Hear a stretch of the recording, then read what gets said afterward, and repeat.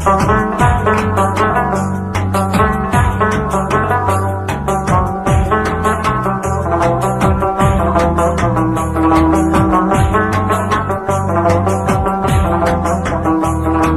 پښتنو مینوالو ته ستړي مه شئ په خیر علي. السلام علیکم. امید او تمه ساتم چې ټول به روغ جوړ او خوشحاله. د پی کې سټار یعنی د پښتونخوا په ستورو کې ماته ویلی کېږي ستاسو ورور ستاسو ځان صابر جان. امید ساتم چې ټول به روغ جوړ. قدرمندو کتونکو په دې کې زه هغه ستوري راغواړم چې هغوی د ملک او قوم دپاره څه کړي وي، هغوی زموږ د راروان نسل دپاره څه کوي. او په دې مرکه کې ما سره داسې شخصیت موجود دی چې هغوی ډېر څه کړي دي د خپل قوم دپاره، د دې ملک دپاره او د دې خپل راروان نسل لپاره. ما سره څوک موجود دی، د هغوی تپوس په د نوم تپوس په زه د هغوی نه کوم. السلام علیکم. وعلیکم السلام ورحمت الله وبرکاته. جی دا راته ووایئ چې ستاسو ښکلی نوم څه دی او تاسو کوم ځای سره تعلق ساتئ؟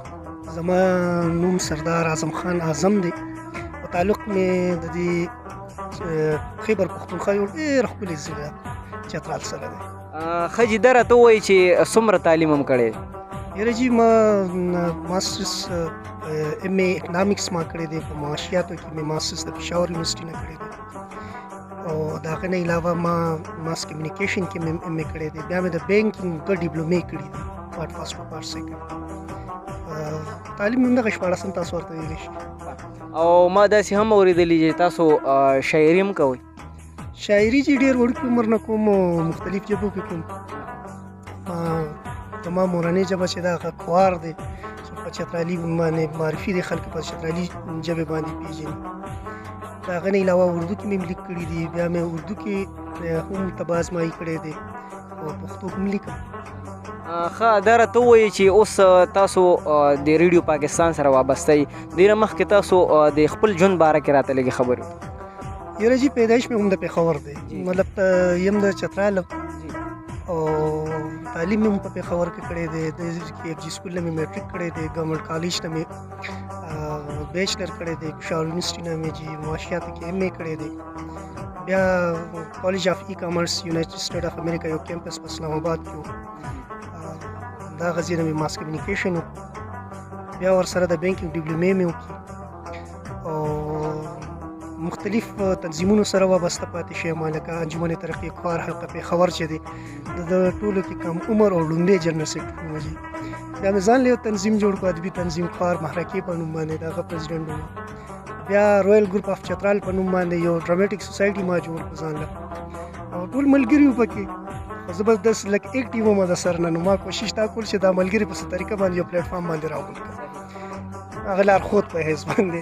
حالانکه په خپله هم په ډېر څیزونو باندې نه پوهېدم، خو یو ویژن مې و چې د ملګرو له یو لار وښیې، یو پلیټفارم باندې راغونډ کړي، نو د هغه نتایج چې دي بیا مثبت روزي، یعنی ډېر خیال ذهنونه یو ځای شي نو یو ښه معیاري شی د هغه نه پروډیوس کېږي، هغه مخکې ته راځي. نو بیا رویل ګروپ اف چترال ډرامټیک سوسایټي مونږ جوړ کړو. د هغه نه پس بیا جي د اف جي سکول کې چې هم نو ما کوشش دا کوله چې زموږ ډرامټیک سوسایټي هلته د هغه ممبران اف جي پبلک سکول پېښور کینټ، نو هلته مونږ ویکټ په نوم باندې یو تنظیم جوړ. هغه تنظیم په تحت مونږ به مختلف ځایونو کې د سټیج ډرامې کولې، د سټریټ تھیټر نه دی دا هم شروع کړو. سټریټ تھیټر په معنی مفهوم باندې مونږ په خپله مړو کې وو که نه، نو لسم کې د انسان دومره ذهن خو نه وي، خو مونږ کوشش دا کولو چې مونږ به دا ویکټ په نوم باندې دا تھیټر به کوو. سکول کې به هم کولو، د هغه نه پس مختلف مالو کې به هم کولي. یو ځای ته به لاړو چېرته ښادي و، نو مونږ ورته چې مونږ تاسو ته اصلاحي ډرامه کوو. سر کې به خلکو اګنور کولو، دا هلکان دا دې څه کوي، خو ورو ورو هغې کې به یو میسیج و. بیا ورسره چې کله ریډیو پاکستان سره خو زه 1992 نه ایز ا جوینایل آرټسټ وابسته وم. کار پروګرام چې کوم ځای نه کېږي هغې کې به د ماشومانو پروګرام کېدو، مایون هغې کې به راتلم. د هغه نه پس بیا شاهین باتور چې زموږ کوم د پښتو اردو دوه پروګرامونه دي هغې کې به مې حصه اخېسته. بیا ورو ورو عمر سره د کار پروګرام کمپیر سلیکټ شوم. د هغه نه پس د الله تعالی کارونو د ریډیو پاکستان کې پروډیوسر شوم.